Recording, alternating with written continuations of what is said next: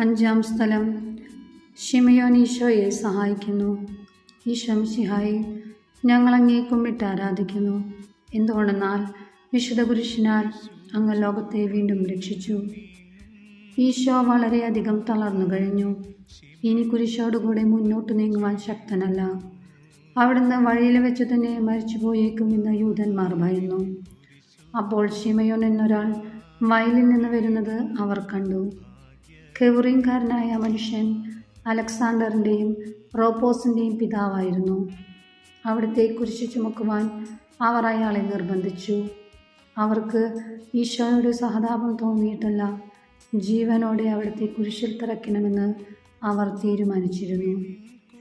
കരുണാനിധിയായ കർത്താവേ, ഈ സ്ഥിതിയിൽ ഞാൻ അങ്ങയെ കണ്ടിരുന്നുവെങ്കിൽ എന്നെ തന്നെ വിസ്മരിച്ച് ഞാൻ അങ്ങയെ സഹായിക്കുമായിരുന്നു.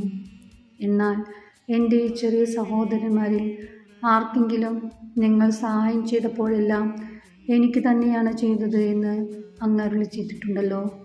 അതിനാൽ ചുറ്റുമുള്ളവരിൽ അങ്ങയെ കണ്ടുകൊണ്ട് കഴിവുള്ള വിധത്തിലെല്ലാം അവരെ സഹായിക്കാൻ എന്നെ അനുഗ്രഹിക്കണമേ. അപ്പോൾ ഞാനും ശിമയോനെ പോലെ അനുഗ്രഹീതനാകും. അങ്ങേ പീഡാനുഭവം എന്നിലൂടെ പൂർത്തിയാവുകയും ചെയ്യും. സ്വർഗസ്ഥനായ ഞങ്ങളുടെ പിതാവേ, അങ്ങയുടെ നാമം പൂജിതമാകണമേ. അങ്ങയുടെ രാജ്യം വരണമേ. അങ്ങയുടെ തിരുമനസ് സ്വർഗത്തിലേതുപോലെ ഭൂമിയിലുമാകണമേ. അന്നു വേണ്ട ആഹാരം ഇന്ന് ഞങ്ങൾക്ക് തരണമേ. ഞങ്ങളോട് തെറ്റ് ചെയ്യുന്നവരോട് ഞങ്ങൾ ക്ഷമിച്ചിരിക്കുന്നത് പോലെ ഞങ്ങളുടെ തെറ്റുകൾ ഞങ്ങളോട് ക്ഷമിക്കണമേ. ഞങ്ങളെ പ്രലോഭനത്തിൽ ഉൾപ്പെടുത്തരുതേ, തിന്മയിൽ നിന്ന് ഞങ്ങളെ രക്ഷിക്കണമേ. ആമേൻ. നന്മ നിറഞ്ഞ മറിയമേ സ്വസ്തി, കർത്താവ് അങ്ങയോട് കൂടെ സ്ത്രീകളിൽ അങ്ങ് അനുഗ്രഹിക്കപ്പെട്ടവളാകുന്നു. അങ്ങയുടെ ഉദരത്തിൻ ഫലമായ ഈശോ അനുഗ്രഹിക്കപ്പെട്ടവനാകുന്നു.